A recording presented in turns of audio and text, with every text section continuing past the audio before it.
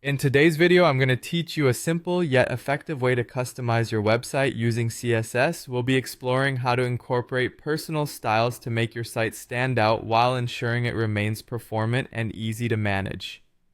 Let's dive right in. First, we're going to navigate to the Design tab of your website's dashboard and select Custom CSS. This is where the magic happens. By pasting your CSS code here, you allow your website to apply unique styles across your pages. Imagine this area as your art studio, where you have the freedom to design elements exactly the way you want. The snippet of code we're working with today is designed to help you apply elegant and simple font styles throughout your site. Whenever you want to use these custom font styles, you'll have the power to do so with just a few words. It's like setting a fashion trend for your website. All you need to do is use the span tag with the class fancy or simple around the text you want to stylize. By doing so, you're telling your site to fetch the styles that you've defined here, ensuring a consistent look and feel that mirrors your aesthetic vision. Now, it's crucial to understand which fonts are already actively being used on your site.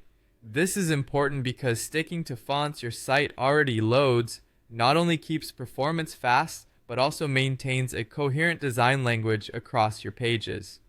To check which fonts are already active, you can easily navigate back to that Design tab and select fonts. Alternatively, if you're using Chrome, you can right-click on any text element and select Inspect. This tool is like having a backstage pass, allowing you to see all the technical details of your page. When it comes to styling, you'll encounter two concepts: inline styling and CSS classes. Knowing when to use each can significantly affect your workflow and site maintenance.